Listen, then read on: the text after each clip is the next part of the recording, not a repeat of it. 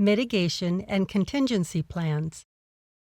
You've written a good risk statement that contains an event, a cause, and a consequence. You've performed a severity assessment and determined the severity of the risk is high. Now what? Do you just cross your fingers and hope the risk doesn't happen? That was the plan. Not a great plan. After identifying the risk, assessing and prioritizing the risk, you need to create mitigation and contingency plans before the possible risk event. What is a mitigation plan? A mitigation plan is your first level of defense. It is proactive. It identifies and addresses the root cause of the risk before it occurs.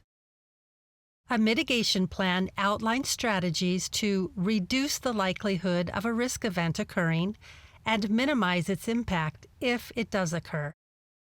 Resources such as time and/or money are spent in advance of the risk event. Let's use our example risk statement from the Writing a Good Risk Statement training. The risk statement is the increased risk of IRRs or safety events due to variation in equipment at sites may result in an impact to patient safety and the safety profile of the drug. The mitigation plan would be identifying strategies to reduce the variability of equipment at sites. Now you can rest assured you've identified the risk and you have implemented a mitigation plan to reduce the likelihood of the risk and minimize its impact. And then, despite your best planning, the risk event happens.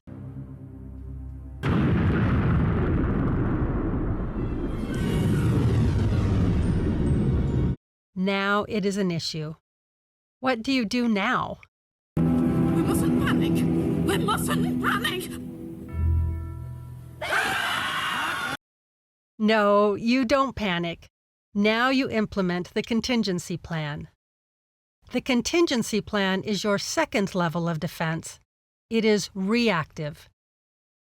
A contingency plan is typically implemented when a specific risk event occurs, and it outlines a series of actions to be taken to reduce the impact of the event. The plan may also include strategies to communicate with stakeholders or customers to manage expectations. I want to stress that a contingency plan is created before the risk event occurs, but it is only implemented after the risk occurs and becomes an issue. Let's look at the Pixar movie Toy Story for a fun example of identifying a risk, creating a mitigation plan, then after the risk event happens, implementing a contingency plan. Has everyone picked a moving buddy? Moving, buddy? You can't be serious. Well, I didn't know we were supposed to have one already. We have to hold hands. Oh, yeah, you guys think this is a big joke. We've only got 1 week left before the move. I don't want any toys left behind. A moving buddy. You don't have one? Get one. Woody knows the family is moving. He's identified the risk of a toy being left behind. Here is Woody's risk statement. If a toy does not get packed onto the moving van, that's the event. Because they are forgotten or separated from the group, that's the root cause. Then the toy will be left behind, the consequence.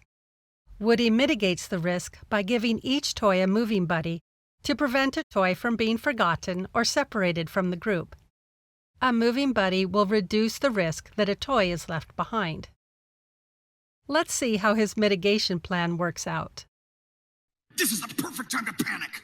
I'm lost. Andy is gone. They're going to move from their house in 2 days, and it's all your fault. Mike! Woody and Buzz are lost and don't make it onto the moving van.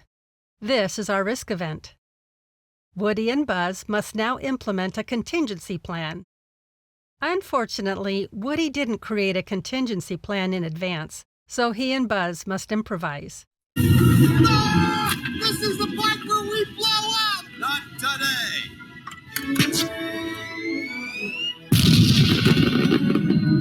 Hey, Buzz! You're flying! This isn't flying. This is falling with style. To infinity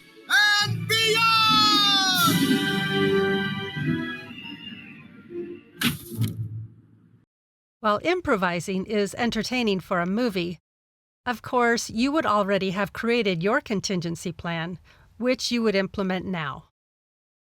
To review, the mitigation and contingency plans are both created before the risk event occurs.